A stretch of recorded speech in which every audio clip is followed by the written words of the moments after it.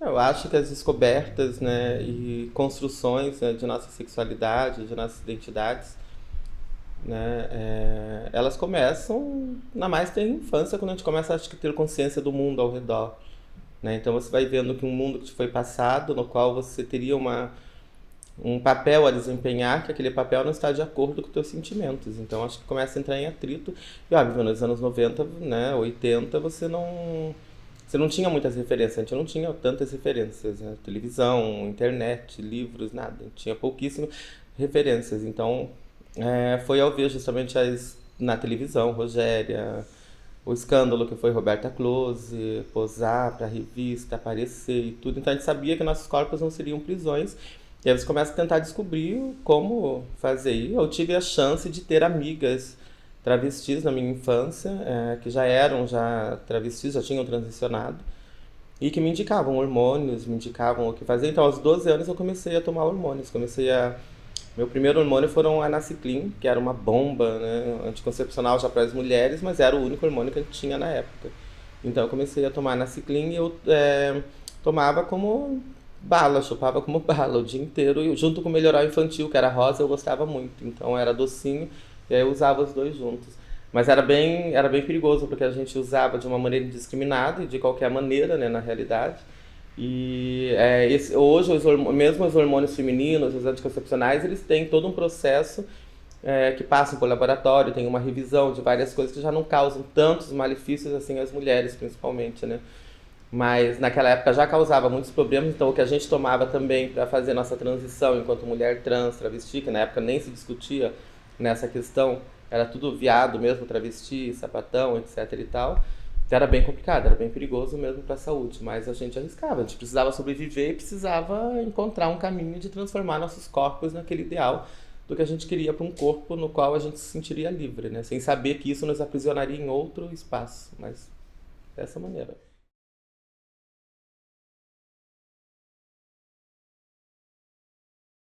Então, como é você descobrir a tua identidade de gênero, né? Tua performance corporal, como seja o nome que as pessoas dão.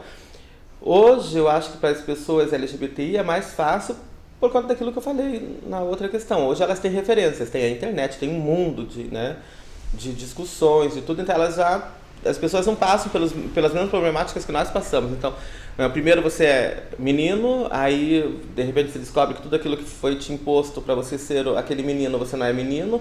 Aí falam então que você é gay, aí você vê que você não é gay, aí falam que tem qualquer outra coisa, aí você é traveco, aí você é travesti, né, etc. Então, como não tinha essa coisa de transexual, era uma discussão que só foi feita bem depois com o movimento já organizado nos anos 90, então a gente não tinha referência. Então, pra mim, eu era mulher e acabou, né? Eu não era, eu sabia que eu não era aquele homem, aquele menino que tinha um programado.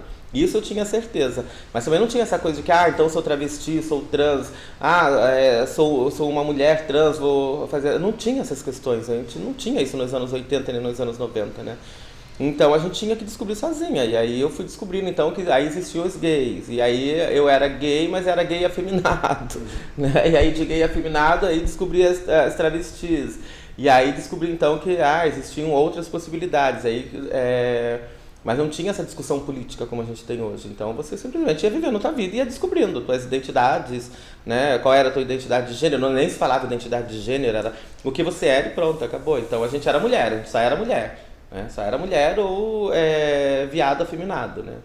E depois, óbvio, com a organização, vindo já, né, para as descobertas e lutas organizadas, que a gente vai fazendo essa discussão identitária, identidade de gênero, travesti, transexual e tudo. Mas nessa época a gente não tinha, a gente simplesmente vivia, né? Acho que eu imagino, não sei, mas eu imagino que para os gays é a descoberta de só saber que você não gosta, não sente atração por mulheres, na realidade, né? Que você sente atrações por homens. Acho que se passa mais ou menos dessa mesma maneira. Mas nessa época, dos anos 80, você não tinha essa discussão. Não, sou homossexual porque essa é a minha orientação. Nem se falava em orientação sexual, né? Era tudo, só gostava de chupar pau e dar um cu e pronto. Nem, as pessoas também, é outra discussão que as pessoas não entram, né? Ele é viado porque ele gosta de dar o cu. Ou seja, aquele que gosta de comer não é viado, né?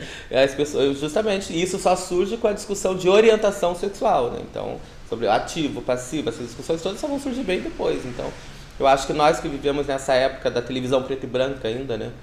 Então, acho que pra nós a vida foi bem complicada.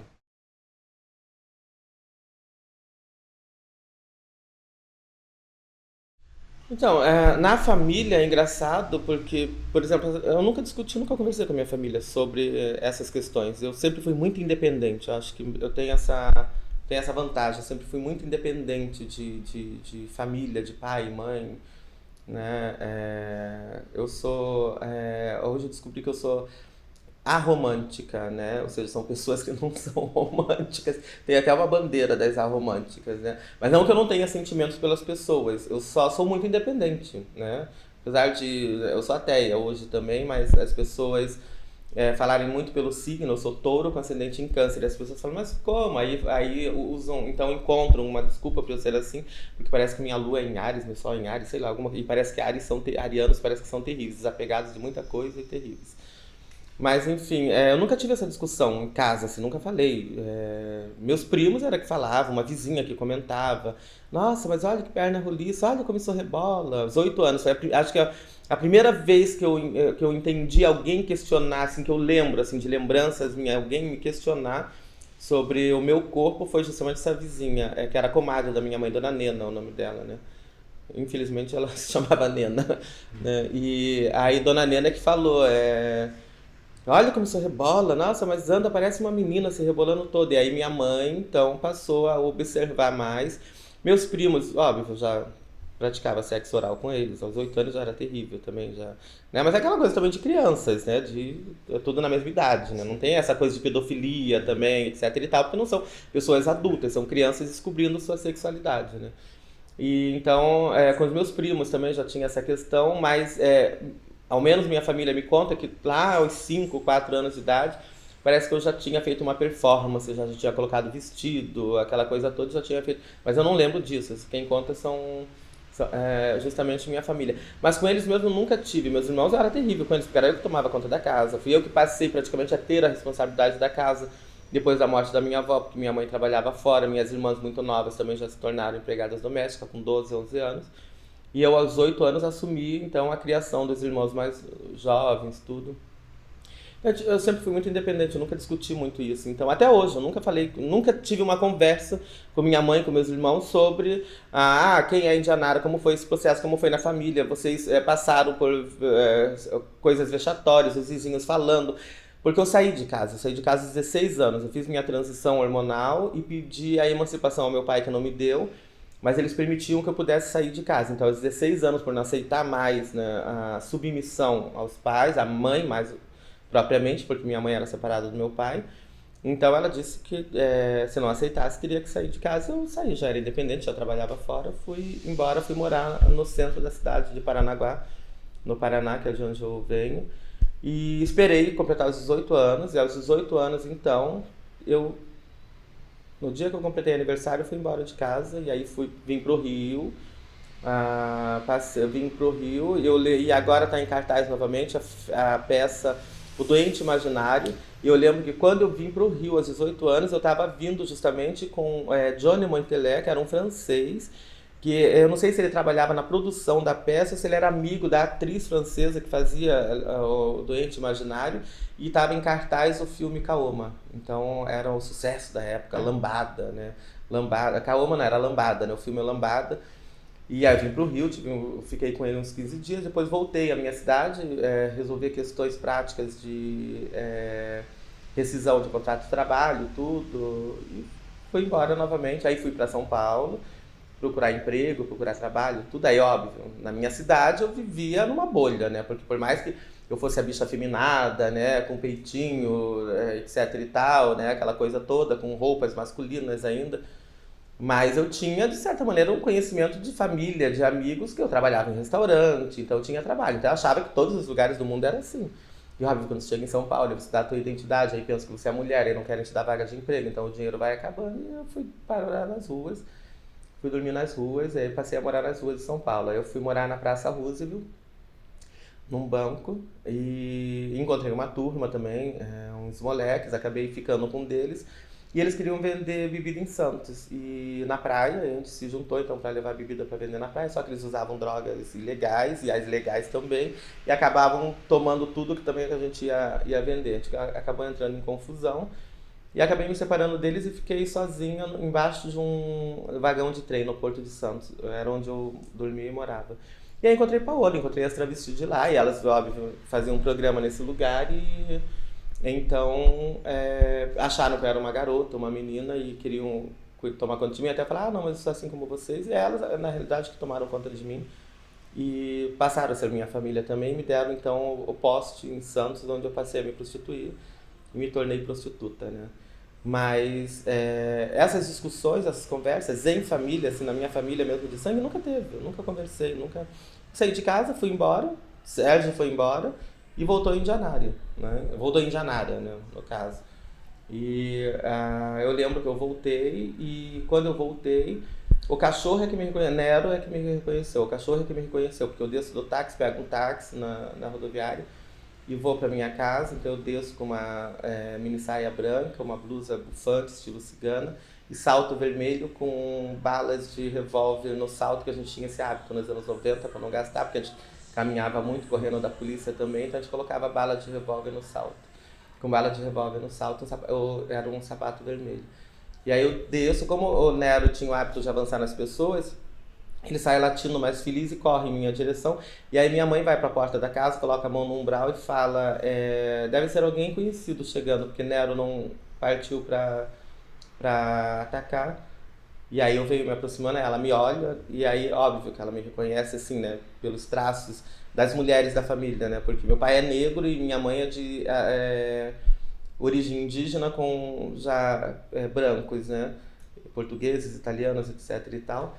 Mas o engraçado, ela costuma falar que a natureza é sábia, porque os filhos da minha mãe com meu pai, eles nascem com o cabelo crespo, né, puxando o lado negro do meu pai.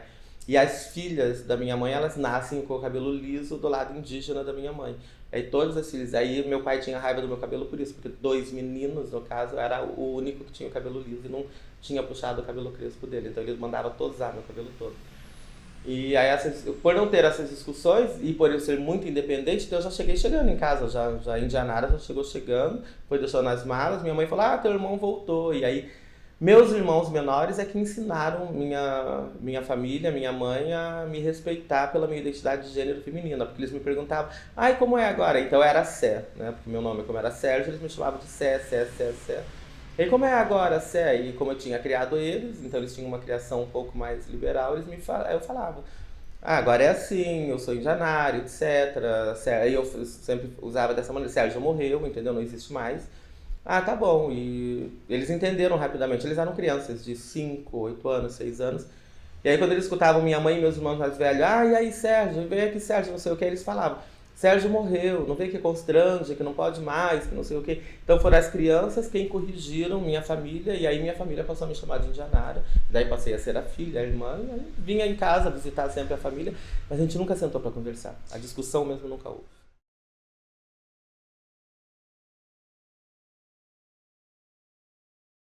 Então, eu estava morando em Santos, né? Anos 90. Santos era a capital mundial da AIDS. E eu carregava muito peso. Eu tenho um problema que se tornou crônico desde essa época, que é no pulmão, que costumo chamar de meu inimigo oculto, né? Então, que eu controlo a cada 5 anos. Não é nada também de grave, assim, quer dizer, ao menos enquanto eu estiver sob controle. E um dia eu tive um problema, uma falta de ar muito grande, porque essa inflamação crônica ela se expande, ela se torna como uma bola de tênis dentro do pulmão, e eu acabei perdendo a consciência e fui levada para o hospital pela polícia militar. E aí, óbvio, época da AIDS, etc e tal, então travesti, né?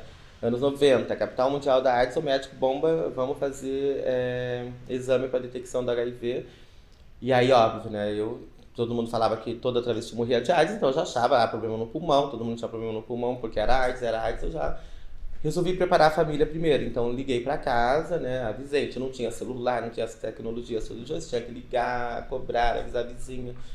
Então liguei para avisar que eu tava, qual o exame que eu estava indo fazer, etc e tal, e que ficassem na expectativa, né? Então a família, óbvio, já estava na expectativa porque eu era travesti, morava em Santos, a notícia na televisão da AIDS, ficavam sempre esperando que eu chegasse em casa doente realmente de AIDS, né? e tivessem que tomar conta de mim.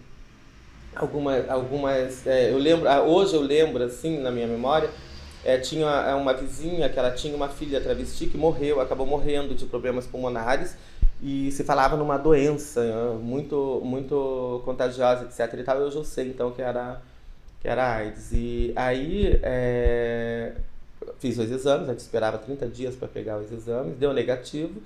E aí eu liguei, óbvio, para casa para avisar a família que o exame tinha dado negativo, etc e tal. Mas aí minha irmã tinha dado, os exames dela tinham dado positivo, ela estava grávida.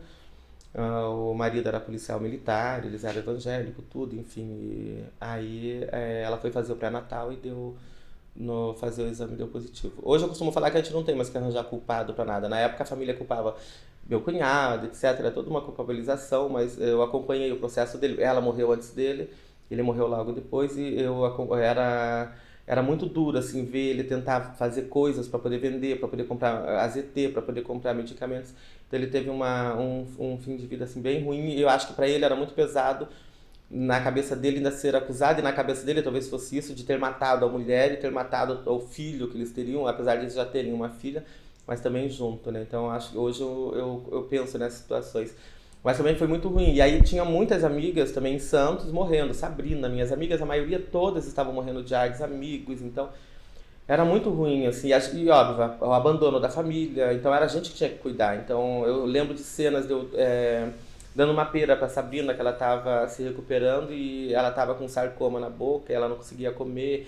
E a gente não sabia direito como é que pegava, como é que não pegava, se a gente já tinha ou não, então você tinha que ter um cuidado todo, né? E aí eu comecei a pensar, gente, a gente tem que fazer alguma coisa, assim, não tem. E como? Porque você não tem ninguém que te auxilie, né, nesse momento. Só que já tinha, na realidade, porque hoje é Departamento Municipal, Estadual e Nacional de DST-AIDS, né, porque eram programas, né, e eles já faziam, na realidade, um trabalho de prevenção, de distribuição de preservativo, tentando captar as pessoas, né, chave para poder falar de prevenção, para poder fazer esse trabalho. Só que na prostituição, o povo tá ali se prostituindo, então, pegou a camisinha, tá, obrigado, e não, agora não tenho tempo, etc e tal. Mas aí eu tinha minhas amigas morrendo, minha irmã que já tinha morrido, e o pessoal veio, minha irmã que ainda estava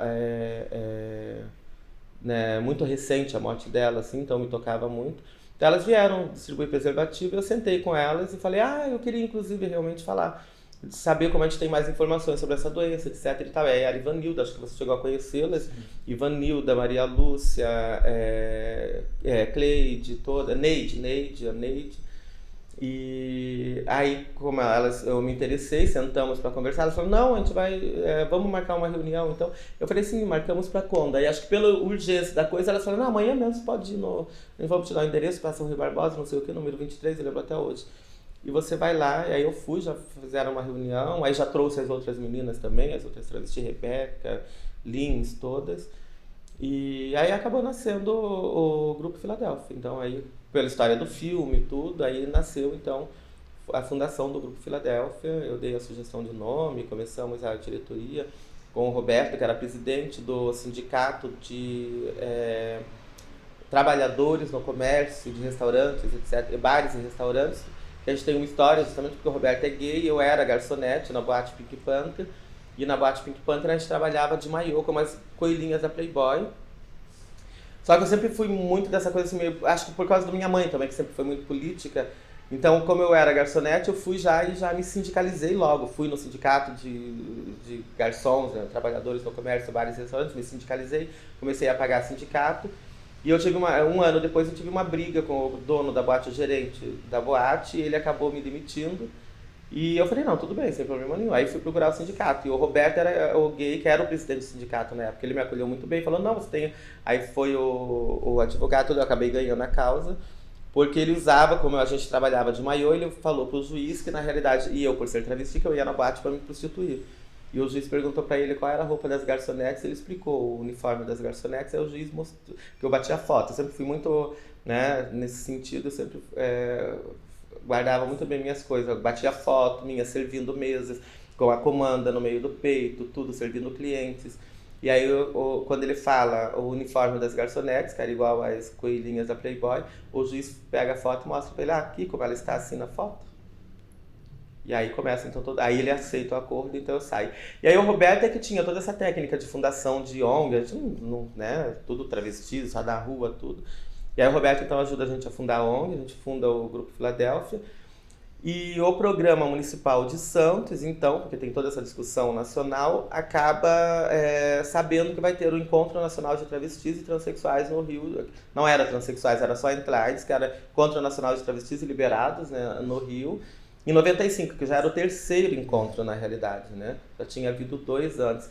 E aí, então, entra em contato com Giovana, que acaba nos convidando, então, para participar. O programa Paga Tudo, a gente vem para o Rio de Janeiro, em 95. E acontece também a primeira ILGA, a parada, né, e tudo. Então, a gente acaba vindo para o Rio de Janeiro. E aí é maravilhoso, porque você descobre que tem outras pessoas, né, que estão interessadas também nessa mesma temática. E como as pessoas morriam muito rápido de AIDS, então elas não tinham quem levasse essa luta adiante. Então eram as pessoas convivendo que levavam. Então também já estava para acontecer o encontro nacional de pessoas vivendo e convivendo com HIV/AIDS, né, com Charla, com todo esse pessoal. E aí uma coisa leva a outra. Então fui na luta do HIV/AIDS, foi quem na realidade nos desintocou, né? E aí eu me torno vim assim, aí vim pro Rio e nisso tudo eu acabei também posando nua para uma revista capa da Big Man Internacional, né, que era a Playboy da travesti da época. Então você acabava ganhando uma alcunha, né, no meio LGBT, mais no meio das travestis das transexuais, que daí você passa a ser a capa. Então era eu, Bruna Mastroianni, Marcela, nós éramos, né, a capa. Até hoje as meninas falam, as capas chegaram. As antigas falam, as capas chegaram.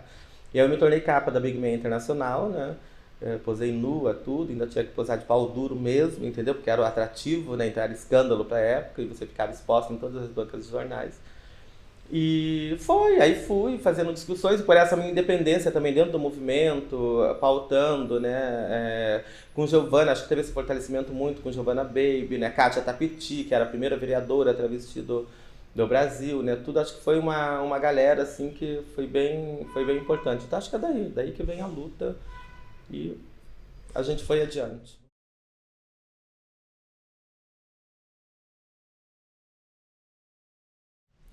Então, eu acho que as nossas preocupações, né, ainda continuam, são as de hoje.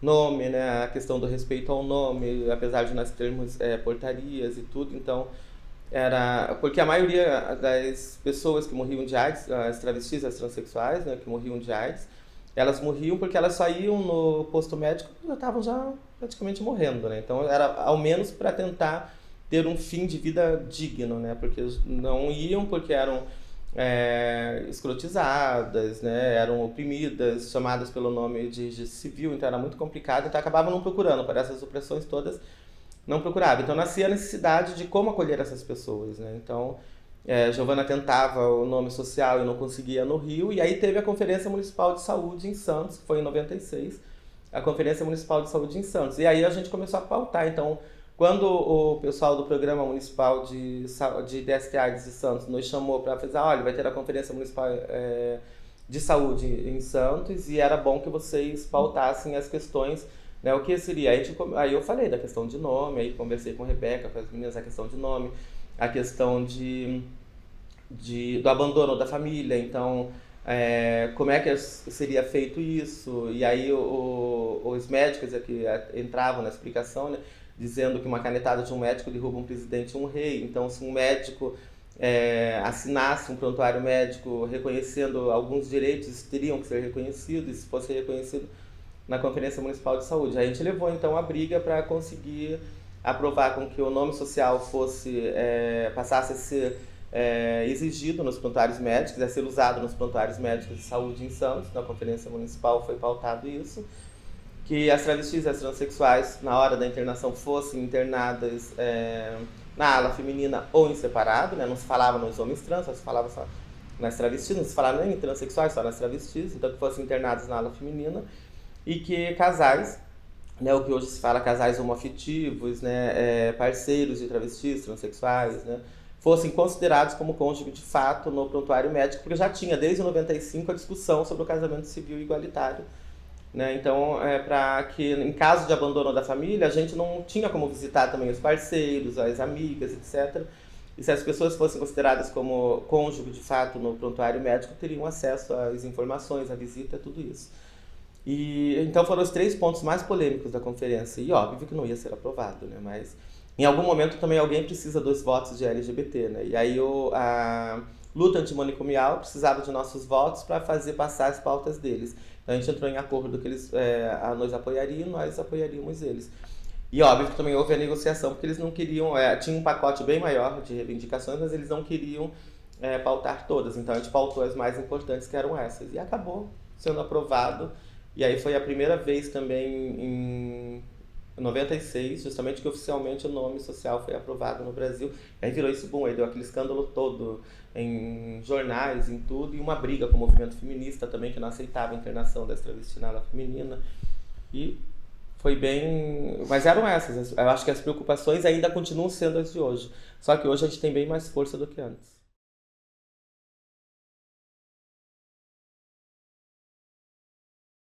Começa em Santos, em 95, né? Quando eu me torno prostituta e com a AIDS, né? Então tive a AIDS de frente, né? E com a fundação do Grupo Filadélfia em 95, depois eu venho pro Encontro Nacional de Travestis no Rio. Tem o segundo encontro que eu participo, né, que já é daí o sexto encontro. Eu participo do terceiro, isso mesmo, em 95 do terceiro encontro. Depois eu venho em 96 para o quarto encontro. E aí no quarto encontro já a Giovana já acha necessário que da necessidade então do encontro ser em outro lugar, que no Rio de Janeiro novamente. E aí, como o Grupo Filadélfia, depois do Astral, era o mais atuante nesse sentido, então foi votado que o encontro seria em São Paulo, e aí fomos então realizar o encontro em conjunto com a Casa de Apoio Brindali e todas as outras organizações que nos apoiavam nesse sentido. E foi o encontro nacional de travestis e trans que teve mais participantes até hoje, que foram 280 participantes. Foram necessários 2 hotéis para terem os participantes, então em 97, e aí em 98, aí óbvio, tem todas umas brigas de rua, toda essa questão do nome social ser aprovado em Santos, me coloca em risco com pessoas que não aceitavam, que os reacionários de hoje que temos, já tínhamos naquela época. E aí eu fui algemada no posto por um policial, tive a arma dele virada na cabeça, ameaça. Eu tinha denunciado também a polícia em Santos, então eu tinha que sair de Santos, de qualquer maneira. E aí como já tinha a Giovana no Rio, as pessoas que eu conhecia no Rio, um cara também com quem eu estava me envolvendo, que morava no Rio de Janeiro, eu acabei vindo para o Rio e ficando nessa viagem entre Rio e São Paulo, tendo também um apartamento em São Paulo. E aí é muito engraçado, porque eu falo sempre da Praça Roosevelt, porque foi onde eu fui dormir nas ruas. E quando eu aluguei esse flat em São Paulo para morar, era o flat Roosevelt, e a janela de onde eu olhava dava para o banco da praça onde eu tinha dormido um dia. Era como se uma coisa não fosse para esquecer a outra, né? E aí eu acabo vindo para o Rio e fico nessa trajetória, né, entre Rio e São Paulo, que era onde o movimento era mais rápido, mas também eu preciso sair, acabo tendo que sair do Brasil em algum momento, né? E aí já tinha também contatos no exterior, Camille Cabral, tudo que já tinham vindo participar do Encontro Nacional de Travestis em 97. E aí por essa necessidade, esses riscos todos, então a polícia, o que ela fazia? Ela fechava as ruas, as travestis em São Paulo trabalhavam muito com os carros, então eles colocavam cocaína no carro das travestis, como hoje ainda fazem com algumas. E elas ou tinham que dar, na época era 5 mil, era uma taxa que elas tinham que pagar para os policiais, ou então eram presas como traficantes de droga. Muitas foram presas, algumas morreram na prisão, outras em liberação condicional acabaram saindo ilegalmente do Brasil e nunca mais voltaram, mas era uma época bem complicada.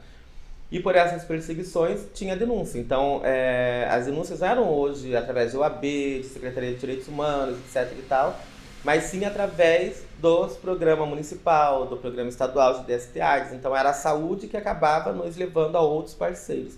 E as denúncias foram feitas e em algum momento eu tive que sair do Brasil e ir para o exterior para poder me refugiar. E aí lá eu me torno, então, acabo indo trabalhar no PAST com Camille Cabral, né, e me torno conselheira administrativa do PAST, faço um trabalho todo e acabo voltando ao Brasil para uma briga, né, com a cafetina mais terrível da época, que eu já tinha me mutado, que é a IARLE. PAST é uma associação, né, de travestis e transexuais em Paris, que luta pelos direitos das travestis e transexuais no Paris, que é a Prevenção, Ação, Santé, Travail pour les Transgenres, que a presidente do PAST, fundadora do PAST, é uma brasileira, né, que hoje tem cidadania francesa, que é a Camille Cabral, que é uma médica, dermatologista, infectologista, né, muito atuante na época também e até hoje, na questão da HIV/AIDS. Ela também é o que para nós aqui é vereadora ou vereadora suplente, lá é elu, né, que é eleito pelo bairro tal. Então ela também foi né, vereadora lá em Paris. E Camille sempre foi muito atuante. Então, o PAST é essa associação francesa, que já lutava já também nos anos 90, que acabou sendo convidada para vir ao Rio de Janeiro no Encontro Nacional. É que, na realidade, acontece antes, né, da saída do Rio de Janeiro, né? Porque, como tinha essa cobrança de rua toda, aí eu acabo denunciando Yarly no Rio. Venho no Rio para um evento e acabo denunciando ela.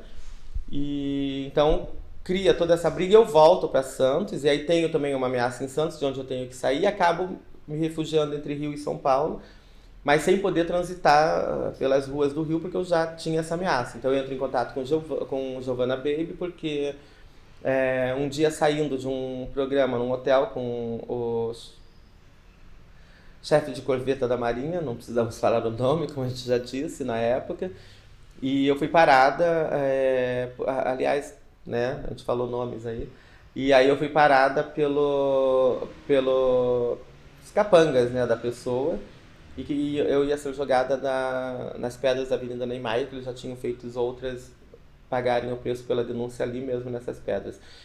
Mas aí um deles, né, que era marido, etc e tal, era também policial, e era um policial da banda suja, só que ele já tinha tido problema, né, já era cobrado do Brasil o assassinato de um funcionário da Fiocruz que foi assassinado, e foram eles que tinham assassinado. Então ele não queria problemas, aí ele falou justamente isso, não, ela é de ONG, ela é de direitos humanos, vai dar muito problema, já tem aquele problema com a Fiocruz, etc e tal, não queremos isso, que a Human Rights já cobrava essa morte do Brasil. E aí eu acabei escapando nesse dia, mas tinha um julgamento, né? Porque o capitão de corveta pagou a eles 20 mil reais em cheque e cancelou o cheque. E como tinha o reconhecimento para fazer na delegacia, tudo era a corregedoria da Polícia Civil quem ia fazer isso.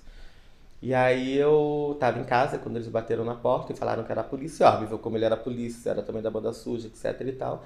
Eu falei que não iria. E aí liguei para Giovanna Baby, falei com ela. Aí ela já falou, não, peraí que a gente já vai ver advogados, vai ver quem pode, mas não abra a porta, etc e tal. E eu tinha um cliente que era juiz, corregedor justamente, né? E aí eu ligo para ele, e aí pergunto para ele o que era para fazer. Ele falou, não saia com os policiais, peça para que eles chamem o delegado, corregedor que está cuidando do caso, e peça para que ele jogue identificação pela tua janela. Tem como ele jogar pela porta, alguma coisa? Eu falei, tem, então peço para que ele jogue a identificação. E aí ele se identificando, aí você sai, então, só com o delegado. Eu falei, ok. Porque daí ele me explicou, os policiais são todos também, não são policiais que são só policiais corregedores, também são policiais, em algum momento vão estar com ele. Eu falei, ok. Aí fiz assim, aí fui levada para a corregedoria e aproveitei e acabei fazendo mais denúncias contra ela e contra esses policiais também. E aí, óbvio, chegou a hora então de ter que sair do Brasil. Aí eu saio do Brasil, faço essa trajetória toda no exterior, na França, na Suíça, né? Trabalho como prostituta na Suíça, aprendo francês.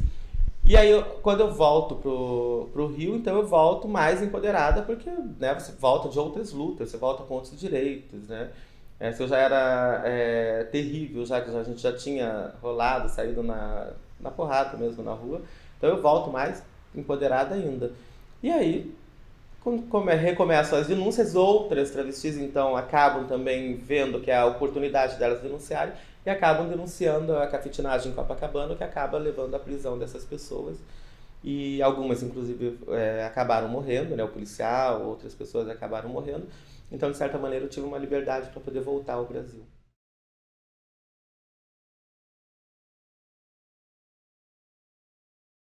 Então, para fazer a conexão do movimento, justamente com o movimento de prostitutas, até hoje ainda é um pouco complicado, né? Porque as pessoas querem se descolar de algumas pautas, né? Então, algumas ONGs de travestis transexuais querem se descolar da prostituição. Mas eu acho um erro porque 97% das travestis transexuais estão na prostituição, né? Então a gente tem que discutir também a prostituição. E eu sempre fui prostituta, né? Então, assim, em determinados momentos eu parava, fazia menos, como hoje, por conta de agenda, de tudo. Então eu costumo falar que eu queria ter mais tempo para putear, mas não tenho tanto tempo assim para putear. né? Mas e aí essas pautas todas, né? Gabriela Leite, que era, né, a representante, com Lourdes Barretos, tudo, Diana Soares, na época, do movimento organizado de prostitutas, da Rede Brasileira de Prostitutas, né, que nasce em 87 também no Rio de Janeiro, a gente acaba se tornando amigas e tendo contato. E aí, óbvio, ela com aquele orgulho dela de falar que era puta, que era prostituta, que não queria ser profissional do sexo, etc., acaba, de certa maneira, nos inspirando também. Ah, se uma mulher, né, que é cis, que tem tanto a perder, fala, qual é o problema? Mas era meio problemático fazer essa discussão no meio do Encontro Nacional de Travestis e Transsexuais, porque tinha essa coisa de meio que querer se higienizar a imagem das travestis, das trans. Tanto é que aí, em 95, na ILGA, é que surge, após o Encontro Nacional de Travestis e Trans no Rio, é que surge a discussão se o movimento de transexuais e travestis se separaria e se tornariam dois movimentos, né? Que era ainda a Astrid... Acho que nós teríamos que citar essas ativistas, porque na época elas eram as que estavam como ativistas conosco, mas era a Astrid Boldestein, a Bianca Magro, né, que foi a primeira trans redesignada oficialmente, né, no Brasil. E então se chegou a essa discussão, se o movimento se separaria, se o movimento de travestis e transexuais também se separaria do movimento LGBT ou não, LGB ou não, né? E então essas discussões começaram a serem feitas nessa época. E aí tinha essa questão também se discutiríamos a pauta da prostituição ou não, mas acabou uma coisa se unindo à outra, né? Não tinha, como eu falo hoje, não tem como separar um do outro. Então essa conexão já existia quase que naturalmente, né? A prostituição, ela tinha que ser pautada, porque era por conta disso também que pautavam a prevenção nas travestis e nas transexuais, né? Como população vulnerável, na época era a população de risco, né? Nos gays, porque, né, tinha essa questão moral, né? Na realidade, hoje eu vejo que não foi uma maneira de nos proteger, foi uma maneira de proteger os pais de família, porque não se tinha como colocar a camisinha no bolso e na carteira dos homens casados, então era mais fácil se atacar uma prevenção nos gays e nas travestis e nas transexuais, nas prostitutas, que eram com quem esses homens transitavam, né? Então hoje eu vejo dessa maneira, que na realidade não foi para nos proteger, mas sim para proteger, acabar protegendo a sacro-santa família brasileira, né? Mundial, né? No caso, né? E a pauta da prostituição estava sempre ali, né? Então não tinha como fugir. Então essa conexão ela já era feita naturalmente. Eu, para mim, vejo dessa maneira.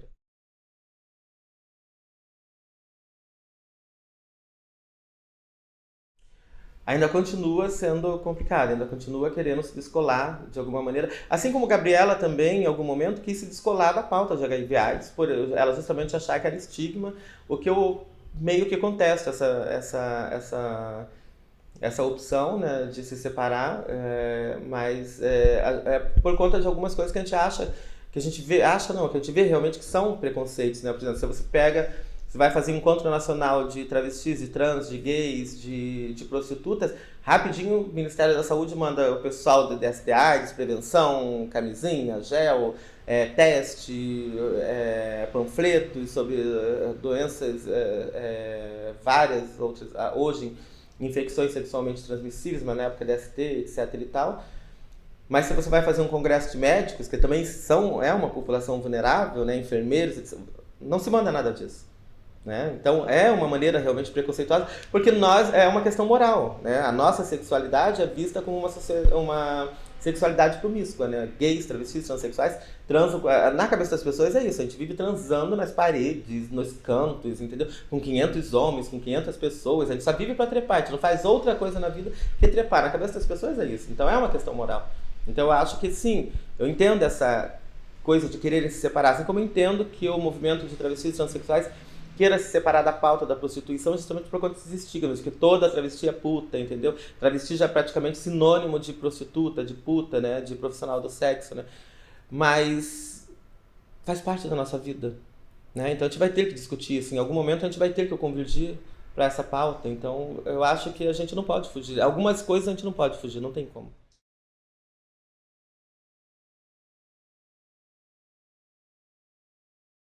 Então, na realidade, eu fui presa, né? Eu sempre tive vagas, né? Sempre aluguei vagas para travestis transexuais e nas minhas viagens para o exterior, óbvio, como as maiores perseguidas nas ruas eram essas pessoas, então eu comecei a alugar vagas também no exterior. Comecei na Suíça e depois parti para a França. Comecei a alugar também na França. Só que as leis na França, né, são completamente diferentes das do Brasil e das da Suíça, né? Na França, se você emprestar, você não precisa nem cobrar nada, mas se você emprestar o teu apartamento para uma prostituta, você é cafetão, cafetina, proxenete, pronto. Então, o juiz ainda me explica que se eu fosse cabeleireira, eu fizesse o cabelo de uma prostituta, sabendo que ela é prostituta, e aceitasse que ela me pagasse com dinheiro vindo da prostituição, que eu era cafetina, pela lei francesa era cafetina. Eu falei, nossa, que bom o país de vocês. Então, posso comer no restaurante, chegar lá e falar, olha, eu sou puta, então se você aceitar meu dinheiro, você é cafetão ou cafetina, né? Mas enfim, eu tinha muitos apartamentos, porque você vai se associando com as pessoas, então eu tinha apartamentos em quase várias fronteiras, fronteira da Bélgica, eu tinha apartamento em Luxemburgo, tudo alugado por diária. Então, hoje eu até entendo, né, que é um acordo entre pessoas adultas, a questão do metá a metá, mas eu sempre fui contra, eu achava exploração, então eu sempre preferi o sistema de diária. Você paga uma diária e pronto, o que você quiser fazer da vida você faz, se você quiser sair o dia inteiro você sabe só que você tem uma diária a pagar e pronto, né? Então, óbvio que eu fui denunciada à justiça francesa, eu estava no Rio, mas eu me afastei do ativismo LGBT justamente por conta dessas ameaças, o risco todo que eu corria, a minha cabeça estava a prêmio, tinham discutido a minha morte numa cobertura justamente, então eu tinha sabido de tudo isso. E aí a gente já chega já em 2003, então eu tô vindo e saindo do Brasil, mas eu saio e entro sem que as pessoas me percebam. Eu andava muito de chapéu, óculos, quando eu ia à praia, mesmo nas praias LGBT, como eu fazia peeling, então eu usava a desculpa de que eu precisava de muito protetor no rosto, então meu rosto estava sempre branco de protetor, eu usava uma máscara branca. E as pessoas me reconheciam muito na rua, a não ser que eu fosse em algumas associações e me mostrasse mesmo para meus amigos, para Giovana, né, no Arco-Íris, né, para vocês, etc. E tal, senão as pessoas não sabiam que eu estava no Brasil se eu tinha saído, né? E chegamos aí a 2003 e eu me torno então vegana, né? Eu já tenho um relacionamento já de muito tempo com esse cara com quem eu conheci no Rio. E a gente já estava também num processo de separação, e para não separar, ele me dá de presente uma Rottweiler. Então eu vou buscar como criar Rottweiler, que falam que é tão perigoso, etc e tal. E um site, aí já tínhamos internet, e aí um site me levava a outro. Assim, eu fui vendo toda a miséria que causamos aos animais, todo o sofrimento. E aí então eu me torno vegana. Do dia para noite eu me torno vegana, decido me tornar vegana. E como eu estava fora da luta LGBT, acho que essa coisa de precisar lutar por alguma coisa, de saber que o mundo está errado, e aí como eu me tornei vegana, então eu entro para a luta dos direitos dos animais. E aí começa a ir nas marchas de direito contra a focinheira, que estava tendo no Rio, que era uma lei até do MINC, né, e tudo, então teve toda uma discussão.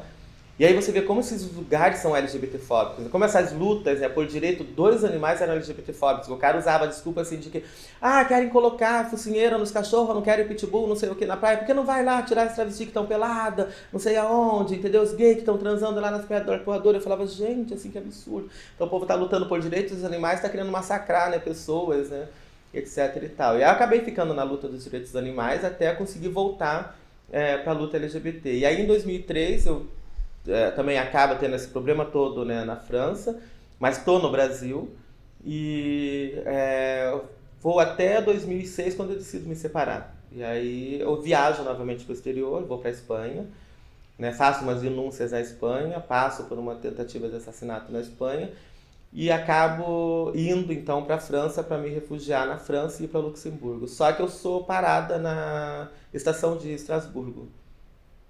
E aí quando eles me param, eu já estava acostumada a ser parada pela polícia no exterior, etc e tal. Mas como eu não precisava mais de visto, eles sempre acabavam me liberando logo em seguida.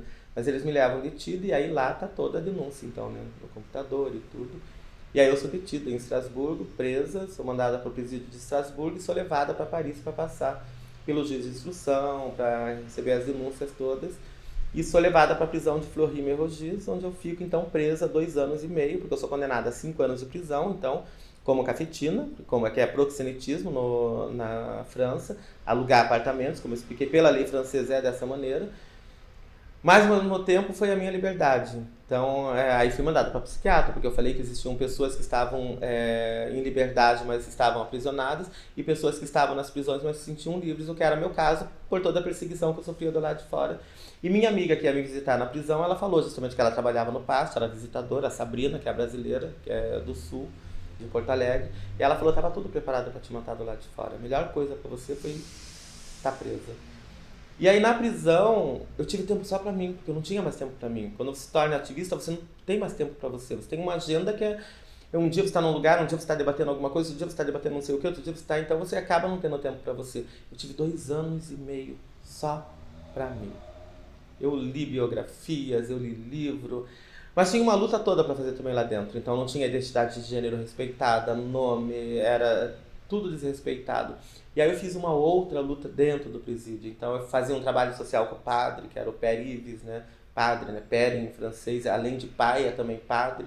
Então o Padre Yves, eu fazia um trabalho com o Padre Yves, fazia um trabalho dentro do presídio. E tem um momento que é muito... que é logo que eu entro na prisão, que eu vou contestar justamente essa questão do masculino, do feminino na prisão, que em francês eles falam, que eu sempre falava, mas nós estamos separados de todos os homens, isso mostra que nós somos diferentes, nós temos uma diferença, etc e tal. E eles falavam, vocês têm que se dar em conta que vocês estão em uma prisão masculina. À la base, vous êtes des hommes, que quer dizer, no fundo, vocês são homens. Falei, ok. E eles davam uma calça jeans assim bem grossa pra gente vestir, quem não tinha, né, parente, pra levar roupas, etc e tal. Mas eu tinha uma calça leg que eu tinha entrado com ela na prisão. Então eu cortei a calça jeans, fiz uma mini saia por cima da calça leg. Então quando eles abrem a cela de manhã, o carcereiro quase tem uma crise, assim. E grita pro chefe, chefe, venha ver Alves. Então eu era Alves, porque eles são pelo sobrenome. Meu segundo sobrenome é Alves Siqueira, né? Então eles me chamavam de Messias Alves, Senhor Alves. Chefe, venha ver. Senhor Alves está de mini jupe, de mini saia. Aí o chefe vem correndo. Não pode, mini saia aqui não pode. Eu falo, como não pode? Vocês não falam que no fundo nós somos homens? Então, no fundo não é uma mini saia, é uma calça. Ela só está como mini saia agora. Mas no fundo é uma calça. Já que no fundo, para vocês, por mais transformações que a gente faz, a gente continua sendo homem, também continua sendo uma calça. E aí, se você não me deixar sair, eu vou entrar em depressão. Aí eu fiz todas as discussões com ele. Tá, libera, sai. E aí saí. Aí começa, então, todo esse processo de brigar pelos direitos lá dentro. Aí eu vou questionar a prisão, porque se os gays ficam separados dos homens héteros, e se os gays ficam separados dos homens héteros, e as travestis ficam separadas dos gays e dos homens héteros, e nós estamos em uma prisão masculina, por que não vem as diferenças de orientação e também de identidade de gênero? Já que nós ficamos todos separados nas nossas caixinhas. Mas se são todos homens aqui dentro, fala, então nos coloque junto com todos os homens. Ah, não, mas é por uma questão de segurança. Ah, então vocês reconhecem que tem uma outra questão aí. Então vocês também não podem nos ficar nos chamando de senhor e dizer, ah, não, mas aqui é prisão masculina. Eu falei, ok, aí eu escrevo uma carta ao procurador da França, faço uma denúncia contra a prisão, falando que isso é tortura psicológica, tratar travestis transexuais dessa maneira, como homens, desrespeitando a identidade de gênero. Eles entram em contato com o PAST e aí a prisão é acionada, os diretores, a prisão, todos. E aí eles me chamam para uma conversa e falam, a partir de hoje, suas correspondências não sairão mais da prisão, porque aqui vocês são homens, aqui vocês permanecerão como homens. Aí eu já estava preso há algum tempo, aí eu falei para a diretora, era Madame de Labarre, outro nome citado, depois apaguemos. Mas eu falo para ela, madame, eu já estou aqui há algum tempo. Aqui entra tudo nessa prisão. Drogas, tudo. A senhora acha realmente que eu teria dificuldade de fazer sair uma carta para o procurador da República? Lhe mostrarei que não. E aí eu faço uma outra denúncia contra a prisão, dizendo que ao invés de me chamarem para resolver a situação, eles me chamam para me ameaçar, que eu estava me sentindo em risco, ameaçada dentro da própria prisão, etc e tal. Aí o procurador manda uma outra chamada à prisão, e aí então a prisão é acionada novamente. Aí eles, para não reconhecerem que nós éramos senhora, eles apenas tiram o senhor da frente do nosso sobrenome. Então eu passo, ao invés de ser senhor Alves, eu passo a ser somente Alves. Então eles não nos oprimem mais com o senhor, mas passam a nos chamar somente de Alves. E aí eu contesto as compras, porque cada dia tinha uma lista de compras que você podia fazer na prisão. E aí tinha o dia da farmácia. Então o dia da farmácia vinha, farmácia homem. Então era só produtos, né, masculinos, né? E aí eu falei para eles, olha, a prisão feminina é aqui do lado. Nós precisamos de produtos que tem na farmácia feminina. Né, maquiagem, esmalte, né, algumas coisas só tem na farmácia feminina. Ah, não, mas só tem só a farmácia de homem, para vocês é a farmácia de homem. Eu falei, ok, fiz uma outra denúncia. E aí a prisão, então, a partir dessa época, aí o PAST vem, eles chamam PAST, faz uma discussão toda com Camille, com tudo. E aí vem o que é necessário para as travestis terem sua farmácia. E a prisão, a partir dessa época, então, passa a ter uma lista de farmácia transgênero. Aí tem a farmácia homem, a farmácia transgênero e a farmácia femme, né, mulher. Aí tem todas essas brigas que foram feitas lá dentro. E O padre falava bem assim, existe Fleury, Mérogis, o quarto andar antes de você passar por aqui, e Fleury depois que você passou por aqui. Mas eu tinha também toda uma coisa de acolher as meninas lá dentro quando chegavam. Então tinha uma francesa que era Ode, que se tornou muito minha amiga. Enquanto eu tive presa, ela entrou umas 2 vezes ou 3 vezes lá presa. E ela já tinha passado antes também por lá, sem que eu estivesse lá. Então depois a gente se conheceu lá dentro, a gente brincava, a gente jogava, ensinava um monte de coisas para elas. A gente procurava fazer com que a vida para elas fosse mais fácil lá dentro. Porque pra gente que vive uma vida tão difícil aqui no Brasil, para elas a prisão era terrível, mas pra gente não. Então por isso que pra mim eu estava em liberdade, estava num espaço onde eu estava protegida, onde eu podia atuar livremente também, de certa maneira. E aí me torno praticamente amiga de Odd. Quando ela entra a segunda vez, ainda estou presa lá, e ela já entra na prisão já gritando, Indianar, que tu é lá, tu é lá, tu é lá, Ancó. Aí eu falo, quem é ela? Sou eu, Odd. Falo, sim, estou aqui. Ela, que bom, vai ser melhor dessa vez. E aí a gente faz esse... E eu volto pro Rio, óbvio, pra... Aí sou liberada na França, sobre liberação e expulsão, e volto pro Rio, e aí recomeça uma outra luta.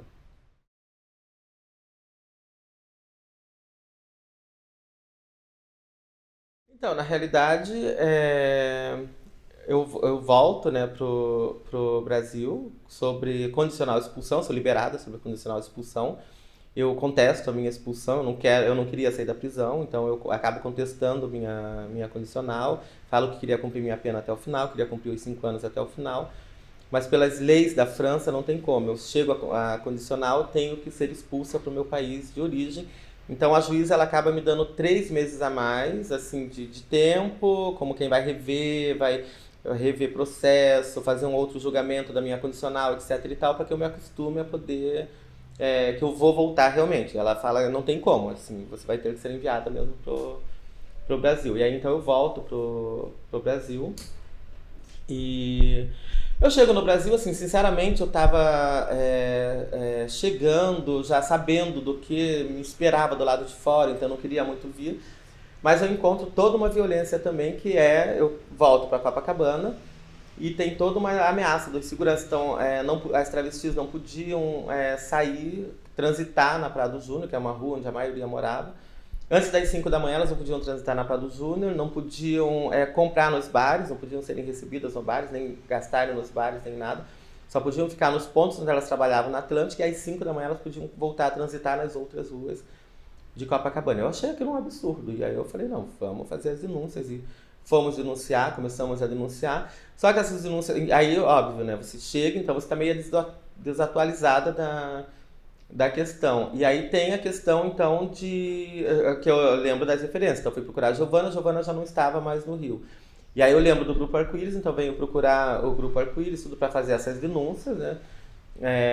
Aí já tinha o Rio Sem Homofobia, a gente acaba fazendo toda uma série de denúncias contra a Copacabana, contra a Cafetinas, tem toda uma perseguição de pessoas que acabam sendo retiradas do Rio de Janeiro, elas acabam sendo, né, indo para outros países, indo para outras cidades, e eu preferi não ter mais contato com as pessoas. E aí as denúncias recomeçam, então recomeça uma outra luta, aí vem as marchas, aí eu começo a ser coordenadora junto com o Alejandro, eu passo a ser coordenadora dos voluntários da parada, né? E as pessoas vão te vendo outra vez como referência, vão lembrando, eu volto mudada, óbvio, né? Eu tinha o cabelo longo, preto, então eu já volto uma senhora, né? Mais madura, né? Vou clareando o cabelo, a gente não envelhece, a gente fica loira. E vamos vamos avançando e a gente uma coisa vai levando a outra. Então, saio, né, de alguns movimentos e entro em outros. Então, acaba tendo Giovana, eu tinha que já não estava mais aqui, mas que foi me falando de outras pessoas. Aí tinha a falecida Gisele, né? Então, acabo indo Pela Vida, volto ao Pela Vida também, que era uma associação que eu já conhecia desde os anos 90. E acabo ficando ali com Gisele para formar, então, o Transrevolução, que não era uma ONG, era apenas um coletivo. E esse coletivo acaba se tornando referência também na luta de travestis, novamente transexuais, né, no Rio de Janeiro. A gente acaba levando denúncias, acaba fazendo toda uma luta mais de rua, porque até então as associações elas estavam mais no contexto de suas ONGs, suas sedes, era uma briga mais técnica, né? acho que estava faltando um pouco essa coisa das travestis estarem nas ruas novamente. E o Transrevolução acaba trazendo isso, né? Pautando essas brigas novamente. E como eu sempre fui muito briguenta, e Gisele era muito diplomática, então o pessoal costumava falar isso, que dava certo justamente por isso, porque ela era Gisele, bem diplomática, e aí ela chegava para as discussões, falava, e quando ela falava, vocês não querem me escutar, então tudo bem, então eu vou chamar a Indianara que ela já chega com o pé na porta. Então era uma coisa assim, sempre me colocaram como uma pessoa mais violenta, porque eu tenho essa coisa de me atracar com as cafetinas na rua, de não baixar a cabeça, etc e tal. E essa briga com polícia, de quebrar a viatura, de mostrar peito para fora, e tudo mais. Mas já é um outro contexto, já tem outras coisas a serem discutidas. O que é travesti, o que é transexual, o que é identidade de gênero, orientação, qual é a pauta. Aí surge a Marcha das Vadias, então você acaba saindo de alguns movimentos onde você não se considera mais, não acolhida, mas onde você acha que as pautas não avançaram ou que estão estagnadas em algum momento. E você acaba voltando para os movimentos de rua. E no movimento de rua, no qual eu me senti acolhida em marcha e tudo, foi quando a gente construiu a Marcha das Vadias. Então eu passo a ser uma das realizadoras, a gente não tem a marcha também como uma ONG nem nada. Então eu passo junto com Rogéria Peixinho, Natará, nomes, né, enfim, alguns têm que serem citados por lembrança. Mas a gente acaba criando a Marcha das Vadias. Então a Marcha das Vadias, para mim, nesse momento, foi o que conseguiu me trazer outra vez as pautas feministas, as pautas das travestis, das transexuais, porque a Marcha das Vadias do Rio era a única, para mim, assim, que era mais inclusiva, incluía a pauta da prostituição e fazia essa amplitude, a pauta da prostituição, a pauta da identidade de gênero, né, a vida das travestis, as opressões todas, faziam uma intersecção. Então, para mim, era uma luta bem ampla e inclusiva. E aí eu me torno idealizadora, né, organizadora da Marcha das Vadias e começo a mostrar o peito para fora, justamente. Porque tem uma questão legal na primeira Marcha das Vadias, que as mulheres da marcha colocam, mas mostraremos os peitos, não mostraremos os peitos, poderemos ser presas por ultraje público ao pudor, atentado ao pudor. E aí eu falo da questão legal, eu falo, então deixem que eu vou chamar outras amigas travesti e a gente vai mostrar o peito para fora, porque legalmente nós somos homens, então não poderão nos condenar por atentado público ao pudor, por ultraje público ao pudor. E acaba vindo essa força, então, do peito para fora. E aí nasce meu peito, minha bandeira, meu direito.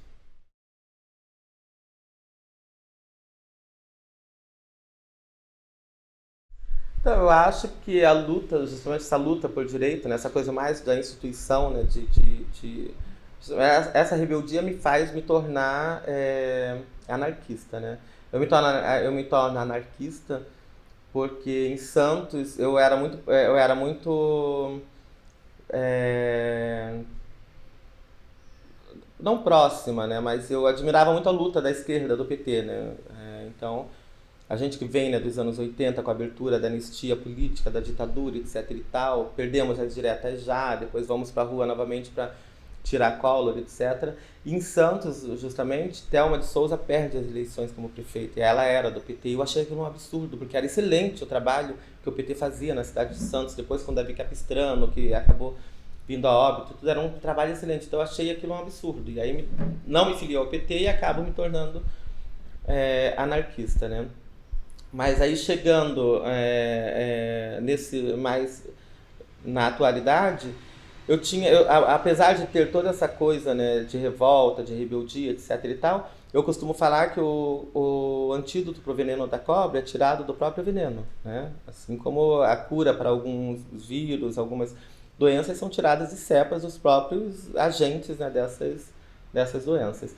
Então eu fazia isso, acabava usando o sistema, né, a meu favor. Então, se vocês dizem que eu sou homem, ok, eu sempre disse que eu sou travesti, transexual, etc e tal, mulher, blá, blá. Nunca foi aceito. Então, agora, ok. Então, eu reconheço que eu sou homem, legalmente, que é o que vocês dizem, o que vocês querem. Então, agora eu passo a andar com o peito de fora. Aí não pode, aí eu sou detida e aí eu vou justamente para as instituições reclamar. Então, a gente vai pro judiciário. E aí, no judiciário, eu contesto. Vocês vão me prender como? Como homem, vocês terão que me liberar. Como mulher, vocês terão que me prender. Então eu sempre acabei usando justamente essas brechas, né, legais para poder alcançar em direitos, porque é isso que a gente tem que acabar fazendo em algum momento, né? Mas eu acho que a gente sentia falta, como eu falei, dessas brigas de rua, dessas marchas, né, que a gente fazia nos anos 90. E eu acho que é esse contexto, essa revolta toda, né, do povo que já não estava mais reconhecendo, né, esses governos todos de direito, porque entra o PT, a gente vai avançando, mas vai vendo também toda uma opressão que o povo vai passando, os grandes eventos se aproximando, tudo sendo, sabe, retirado, principalmente pra gente que é LGBT, a gente vê tudo isso sendo retirado de novo. Dentro da luta de esquerda, dentro dos movimentos sociais, a gente ainda ter que pautar as nossas questões, sabe? Eu achava aquilo muito complicado, eu achava que já não deveria mais existir. Então, quando as pessoas falavam para mim, mas todo mundo faz suas lutas em algum momento, eu falava assim, mas vocês lutam e vão embora. Se vocês vão à praia, depois se divertir, vão pro bar beber. A gente não, a gente está em risco no bar, na praia, em todos os lugares, porque nossas orientações, nossas identidades são a todo momento apontadas, né? E aí eu vou indo para os movimentos sociais e o pessoal, né, acaba se separando, né? Eu quero, na realidade, PT, eu costumo, tenho muito essa briga dentro do partido, né, porque eu sou muito próxima do PT, com as pessoas do PT, que eu transito, com as mulheres do PT, que me acolhem, com quem a gente faz toda uma luta. Então eu sou sempre contestada dentro do próprio partido, por ser volta Dilma, por mesmo nunca ter votado Dilma, nunca ter votado Lula, por não estar de acordo com algumas alianças. Mas eu sou a favor da volta Dilma, porque eu acho que ela foi eleita com 54 milhões de votos e ela que é a presidente eleita do país, né? Então, o pessoal acaba nascendo, né, se tornando pessoal, mas eu não me sentia, enquanto anarquista, enquanto rebelde, tudo, identificada com ninguém, né? Até então que surge Jean, né? Surge Jean, surgem essas pessoas. E aí eu me sinto mais identificada. Eu vejo, nossa, olha, um gay, né? Nossa, deputado. E aí eu começo a me aproximar do pessoal, né? Acabo me levando para discussões, porque tem um problema muito grande justamente da discussão do PL Gabriela Leite, que é da regulamentação da prostituição como trabalho, e que o pessoal não conseguia fazer essa discussão. Eu começo a fazer essa discussão dentro do partido, e acabo sendo convidada para trabalhar como assessora do Jean, então me torno assessora parlamentar do Jean e me filio ao partido, né? Ao me filiar ao partido e com todas as lutas que eu travava, com toda a visibilidade da minha luta, etc e tal, os movimentos sociais do qual eu fazia parte quase que exigem que eu tivesse uma candidatura, né? Eu não achava, eu não era, nunca fui muito, né, dessa coisa de querer disputar política, etc e tal, mas como eu achava que era muito necessário, eu também achava que então era válido e era mais legítimo mesmo. E aí eu passo então a disputar faço a campanha, né, me torno, né, candidata, né, a vereadora, e para uma primeira candidatura, então foi assim, foi uma coisa feita também na rebeldia. Eu não me higienizo para fazer a campanha. Ao contrário, eu continuo transitando com as travestis com o peito de fora. Tem toda uma questão de transfobia do TRE, que não reconhece meus documentos, não quer reconhecer meu nome, não quer reconhecer o local onde eu moro na Zona Oeste como CEP, como tu tem toda uma questão problemática que a advogada do partido é obrigada a ter uma conversa direta com o juiz do TRE para explicar toda a situação. E isso acaba atrasando, de certa maneira, o meu material de campanha, mas pela rebeldia também eu uso a questão de que se a gente não pode ter panfleto, então nossos corpos serão panfletos. E aí escrevo que o meu número era 50169, as pessoas perguntavam, mas por que não 50069 só? Eu falo porque 69 já é uma coisa tão natural, praticamente todo mundo faz. 169 são 3 pessoas fazendo 69, então 50169 acabou virando um mote, 50169. Assim. E aí o povo começou a escrever, então o povo escrevia, fazia vídeo, foto e mostrava, então nossos corpos serão panfletos. Nossos corpos serão panfletos. Eu brincava muito com as coisas da campanha.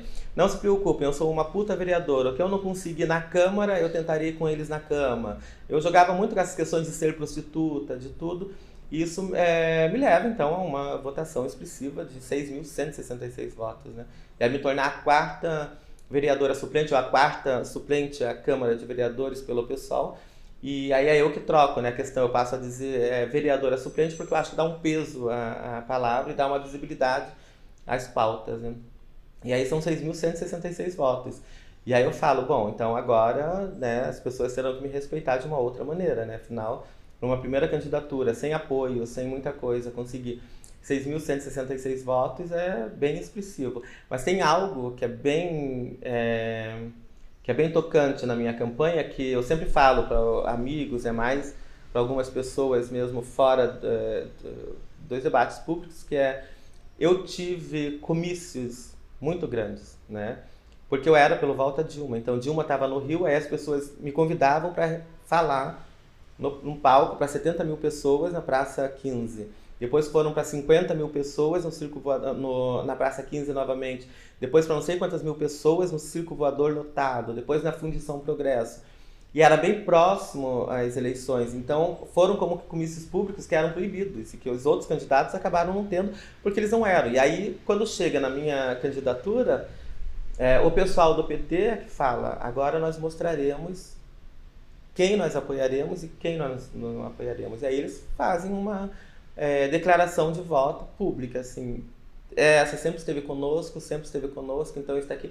Então, eu costumo falar que minha campanha também foi feita pela galera do PT, né? Que hoje a gente continua juntos, a gente continua unidos, e aí acaba criando esse racha. Então, acho que me tornar vereadora suplente, eu costumo falar que é um exemplo de que as lutas a esquerda ela tem que estar unida, e quando ela se une a gente consegue chegar. Porque na minha campanha tinha PCdoB, né, tinha tudo. E aí, quando me contestam hoje pelo Volta Dilma, por estar muito próximo ao PT, me falam que eu sou a pessoalista mais petista do partido, etc e tal, eu falo que é muito hipócrita, porque se você era contra o impeachment, a gente reconhece que o impeachment aconteceu e ele é um golpe, é ilegal. Então, tem que ser anulado. E se ele foi feito de uma maneira completamente ilegal, ele tem que ser anulado.